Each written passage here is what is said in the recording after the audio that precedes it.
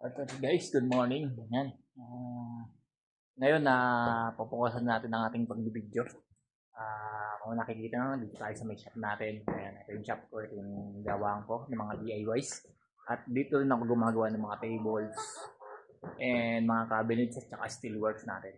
So, ipapasili ko sa inyo ngayon ng aking shop na may konting kagamitan at ang ating mga alaga. And kung makikita nyo, ang dami nating board ngayon. Ayan. Marami tayong board ngayon. Ito mga melamine board to. This is a melamine board 18mm grade. Ayan. Ang melamine board is 18mm grade. Standard size siya. Ayan. Kasi project tayo ngayong cabinet.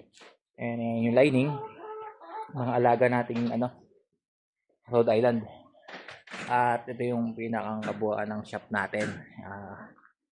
Dito yung mga equipment natin, gamit natin, mga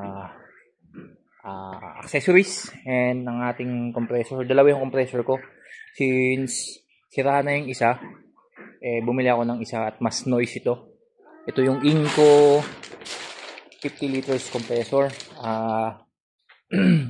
Two type na dalawang head, two head, twin head type siya na oil free na rin siya. Oil free na hindi ka na maglalagay ng oil. Ang maintenance lang nito is yung pasisingawin mo yung tubig sa ilalim.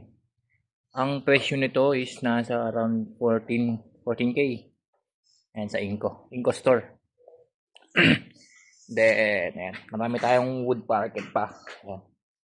Tapos yan, meron tayo ditong table saw. Ito yung table saw natin. So ayan yung table saw natin, medyo maalikabok since 2 days tayong hindi nakagawa. Is a Lotus table saw. Ayan, naka 45 degrees siya dahil nagkat tayo ng ayan, ilinisin lang natin yan. Tapos dito yung lagayan natin ng mga tools. Ayan yung mga tools natin. Dito yung lagayan natin ng mga lining. Ayan, mapansin yung dami nating lining. Ayan yung steel natin, mga tubular. And isang workshop gato, at ito yung pinakang workshop natin dito. Yung dito is, nakalagay dito is mga laminates. Marami tayong mga laminates dyan. Marami tayong mga laminates dyan na iba't ibang klase. Mga wood design. Ayan. Kaya nakataklob yan para hindi masyadong maalikabukan. Tapos dito naman yung ating mga paints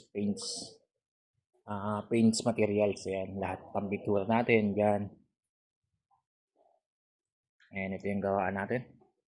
This is 112 square meter yung lawak ng area natin. 112 square meter yung lawak ng area.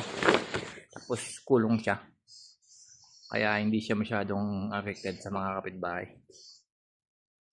Ayan yung laminates. Also mga laminates, mga alaga natin dito. Ayan. Ito, meron tayo ditong Nara tsaka mga Paluchina. Co-convert natin yan ng mga tables. Mga tables yan, co-convert natin. Ang gusto ng may-ari is yung frame niya is bakal, then yung mga ibabaw niya is kahoy. So yun, sana supportahan nyo ako sa aking subscribe na YouTube channel, and subscribe nyo and follow and click the notification bell para sa ating mga videos na mga gagawin. Yun lang. Let's go.